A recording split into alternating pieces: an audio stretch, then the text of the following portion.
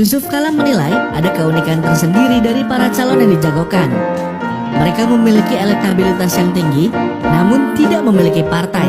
Contohnya seperti Anies Baswedan dan Ridwan Kamil. Menurutnya, hal ini sebagai masalah baru bagi partai politik, lantaran justru tokoh non-partai memiliki elektabilitas tinggi. Sementara, banyak partai yang memiliki elektabilitas tinggi, namun tidak memiliki tokoh yang elektabilitasnya sama tingginya. Masalahnya sekarang kita partai yang besar tidak punya calon yang kuat elektabilitasnya, tapi yang tinggi elektabilitasnya tidak ada partainya. Tidak ada partainya. Anies, Ganjar, Ridwan Kamil, itu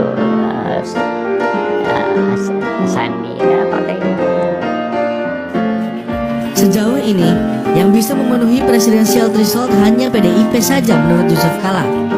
Sementara partai lain harus mencari pasangan untuk mendorong calon dari pihaknya menjadi presiden. Mau tidak mau, para partai sudah harus bergerak dari tahun ini untuk menentukan calon yang akan diusungnya. Pasalnya, apabila tidak dimulai dari sekarang, Yusuf Kala menilai para partai akan terlambat dalam menentukan pilihan. Partai-partai harus kejar-kejaran dengan waktu pendaftaran calon presiden yang rencananya akan dibuka pada Maret 2023.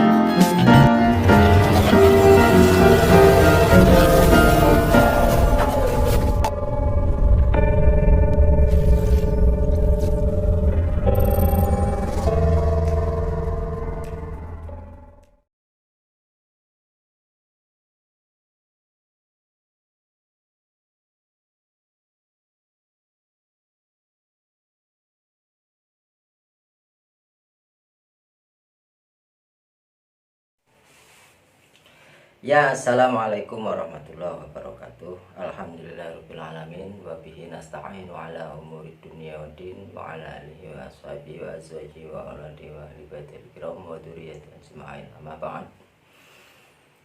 Jumpa kembali saudaraku, teman-temanku, seiman, seakidah, setauhid, satu ghairah, satu tujuan, seperjuangan, tetap istiqomah di jalannya Allah Subhanahu wa Ta'ala. Dan kita mengharap ridho dan syafaat dari Rasulullah, juga dari Allah Subhanahu wa Ta'ala dalam menjalankan perjalanan akhir zaman, perjalanan di mana umat Islam mendapat ujian yang sangat-sangatlah berat. Ujian terberat bagi umat Islam adalah umat Islam di akhir zaman, sesuai dengan sabda Nabi, ya kan. Dan kenapa Rasulullah itu sangat sayang kepada umatnya di akhir zaman, ya? Karena ujiannya sangat-sangatlah berat, sangat-sangat berat. Apakah kita mampu melewati ataupun tidak, itu pilihan kita masing-masing, kan? Dan akhir zaman itu banyak sekali fitnah yang tauhid dan akidah kita menjadi taruhannya. Jadi fitnah akhir zaman adalah fitnah duhaima, fitnah pembatal keimanan. Jadi umat Islam di akhir zaman itu umat yang hidup bagai di dalam potongan-potongan malam yang gelap gulita. Itu pressingnya luar biasa. Kalau kita bandingkan dengan ujian-ujian di zaman sahabat, zaman Rasulullah misalnya, ya sebenarnya pendahulu kita, beliau-beliau itu ujiannya berat juga, tapi Rasulullah mendampinginya, gitu. Jadi mereka didampingi oleh Rasulullah. Jadi kekuatannya, spiritualnya itu jauh-jauh lebih kuat daripada kita umat akhir zaman ini. Lagi pula di zaman dulu, zaman pendahulu kita, fitnahnya tidak separah ini, ya, fitnah dulu. Kalau sekarang kita disuguhi dengan yang namanya Android. Jadi kita ini dipegangi oleh memegang Android. Kita ini disuguhi kemaksiatan-kemaksiatan, dan kita ini disuguhi konten-konten yang berbahaya, konten-konten yang membuat kita akan terlena, bahkan kita akan terbawa arus hanyut di dalam kekafiran, kemunafikan, dan paling tidak kefasikannya.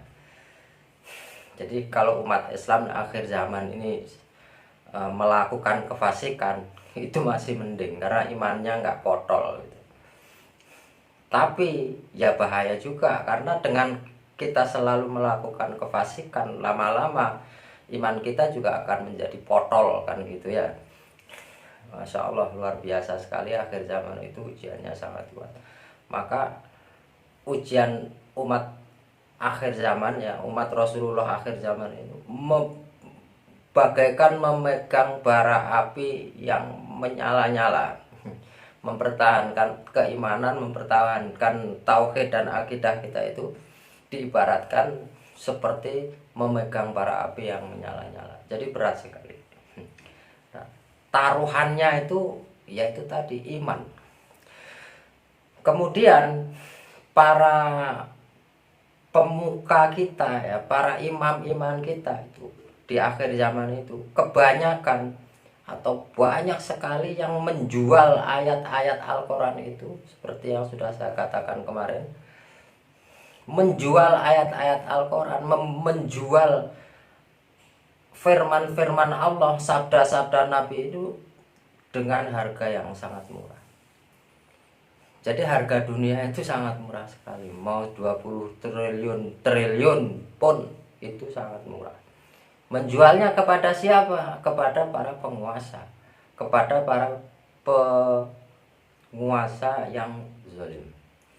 Jadi untuk membenarkan kezaliman penguasa-penguasa akhir zaman ini, kita diperparah dengan para imam, para ustadz, para alim ya, yang dengan mudahnya menjual firman-firman Allah, ayat-ayat Allah, sabda-sabda Nabi Muhammad SAW.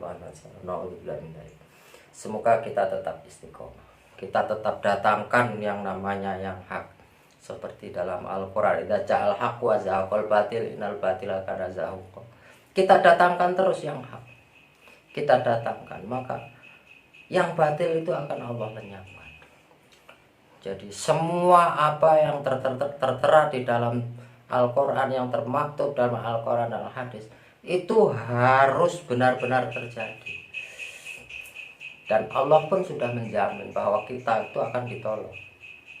Pertolongan Allah itu pasti adanya. Tapi Allah juga berhak untuk menguji kita. Karena kita ini harus tahu, harus dibuktikan. Kita ini harus membuktikan bahwa kita ini benar-benar beriman kepada Allah. Kita ini benar-benar mengikuti aturan yang diturunkan oleh Allah. Kebanyakan umat akhir zaman itu, walaupun ustadz sekalipun, walaupun kiai sekalipun, masih terjebak dengan yang namanya demokrasi. Seakan-akan demokrasi itu jalan, padahal Allah nggak akan ridho. Jelas di dalam Al-Quran bahwa barang siapa berhukum dengan hukum selain yang diturunkan dari Allah, maka Allah katakan fasik, Allah katakan zalim, Allah katakan bahkan kafir. Sangat berbahaya sekali. Jadi berhati-hati. Jadi kita harus mengingkari dalam diri kita.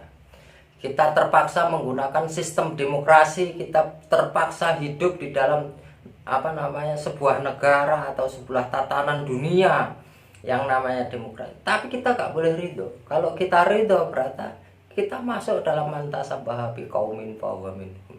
Kita akan masuk dalam golongan mereka, golongan Yahudi dan Nasrani. Naudzubillah. Semoga teman-temanku semua sehat-sehat saja. Perjalanan puasa kita sudah di ujung. Seperti ujung perjalanan umat Islam fase keempat, mulkan jabariyah. Kita akan memasuki yang namanya mulkan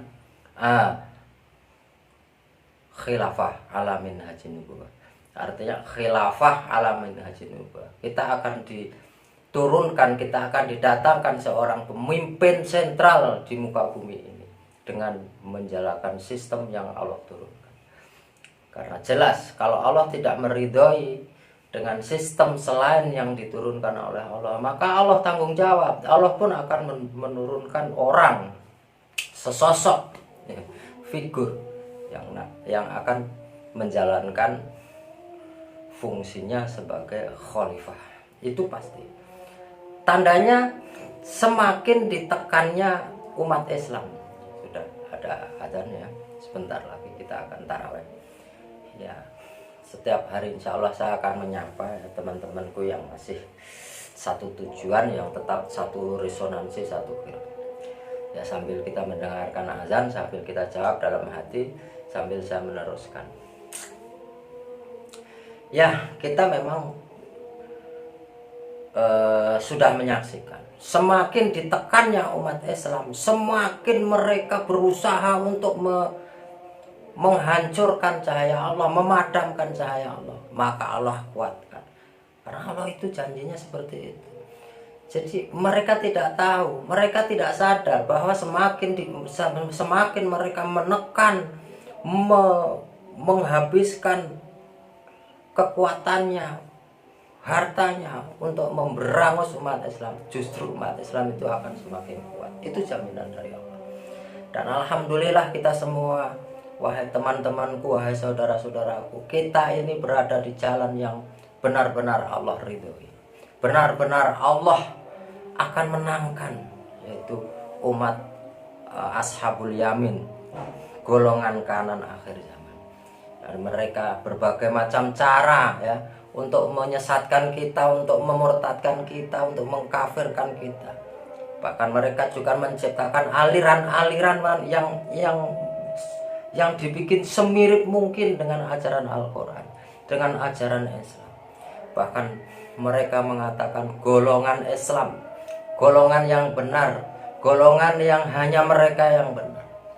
Semuanya mereka lakukan demi untuk tujuan mereka, yaitu mencari teman sebanyak-banyaknya untuk menghuni neraka.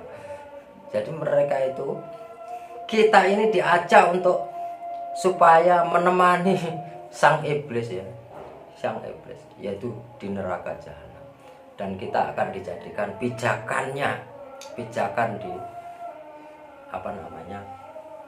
neraka jahanam itu kan kelak di akhirat. Baiklah saudara-saudaraku, sudah ada azan isya, sebentar lagi kita sholat taraweh, sholat isya dulu tentunya ya, semoga kita tetap bisa berjamaah ya. Dan kita sudah melihat bahwa yang namanya corona, vaksin sudah selesai, karena rekayasa ini akan selalu Allah hadang dengan tidak disadari oleh mereka. Dunia sudah mengatakan bahwa semuanya itu rekayasa, dan sekarang ini sudah jelas Islam sudah mulai bangkit.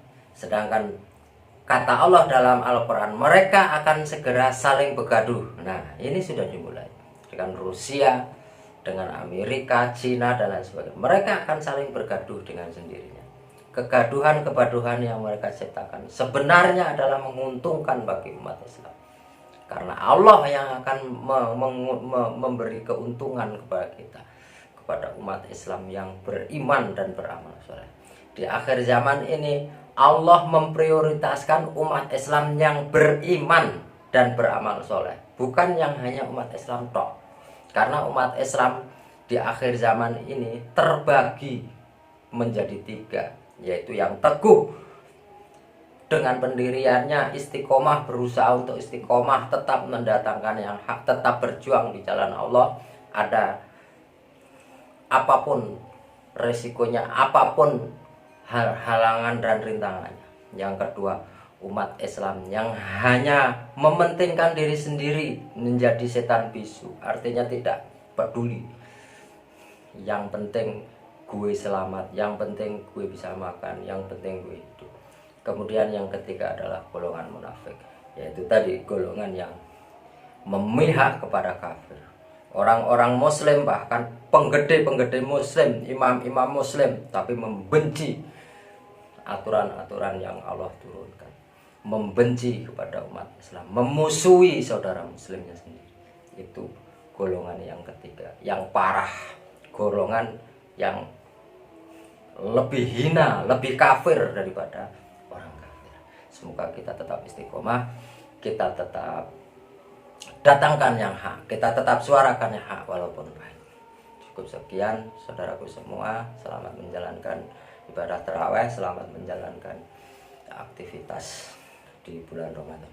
Wabillahi taufiq wal hidayah. Wassalamualaikum warahmatullahi wabarakatuh.